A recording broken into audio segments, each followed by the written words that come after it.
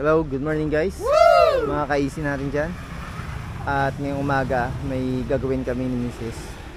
Naatasan kami nga magpalit ng battery ni Ford Ranger. Shoutout kay Ma'am Donna. Papalit po tayo ngayon ng battery ni Ford Ranger New Generation XLS ang model. At shoutout sa ating mga car wash boys, si Louie at si Lua. Si Louie at si Lua. So pumunta muna kami ngayon sa Ford Ranger para magpalit tayo ng battery. Wala pa siyang 2 years pero nagloko na yung battery, nag-shutdown. Siya nakadiscover na nag-shutdown na yung battery ni Ford Ranger. Si Carlo, kapatid ni Dims Aston. Seryoso siya ngayon. So tingnan natin. Yan o, kita nyo. Oh, mahina na yung busina pag nag-lock tayo or unlock. Tingnan natin kung mag-start siya.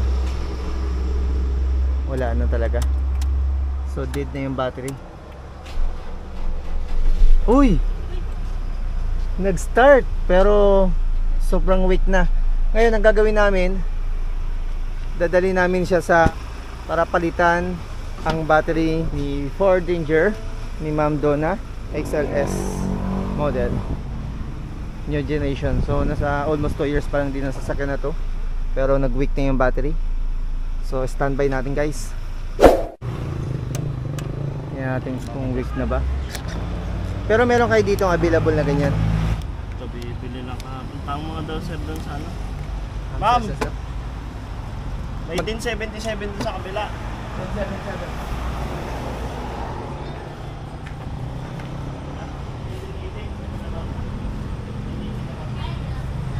Medyo mahal yata ang halaga nito. Ah, wala din. Pabuhay po ng headlight lang sir. Headlight. Buksan mo Rama. On headlight.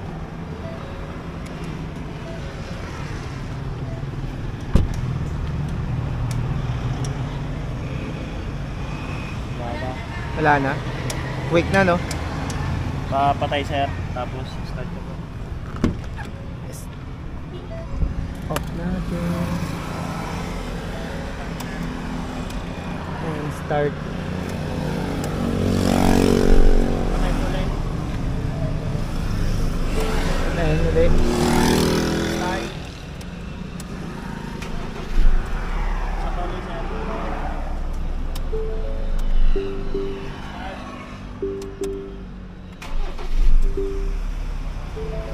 Sa Nel battery. Sa umaga sir, hindi makapagpa-start. Tinry ko i-start. Hindi mag-start. As in talaga kahit na mag-lock, hindi na mag-lock eh. Yun lang, tinry namin. Nung una ayaw, tapos inulit ko nag-start. Ang problema, wala kayong available. Aroy. Kailan kayo magkaroon? Hindi ko lang po alam sir. Oh, ganda rin sana tong nail battery. August lang sir kahapon. Magkano halaga? Yun po ay 9.5 po yun. 9.5. Yung ganito. Kahit doon sa kabila nyo wala? Wala po. Tanong na po natin. Lang. Sir, Yun lang, walang available.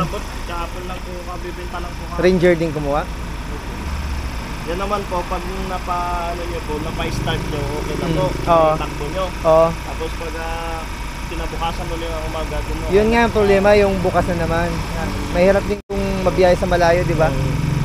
Tapos doon magka-trouble. Yun lang. Hanap tayo nito. Anong mga pwedeng pamalit na battery?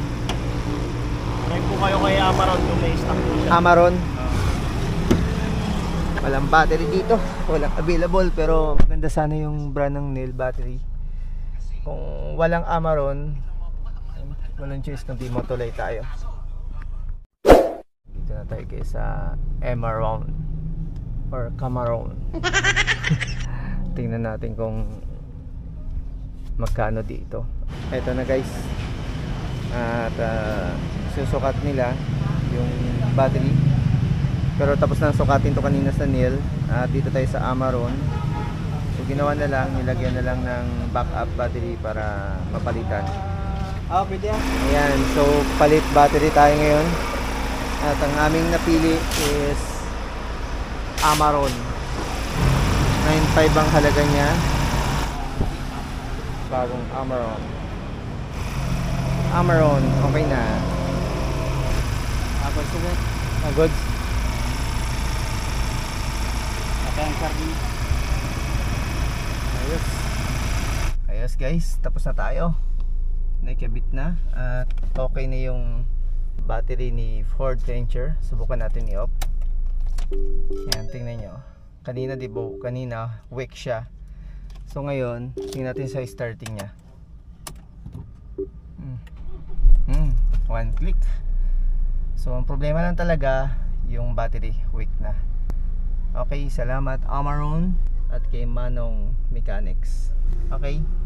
Balik na tayo sa ating garage, sa garage ni President James Aston. Yan, sa aking mga boss.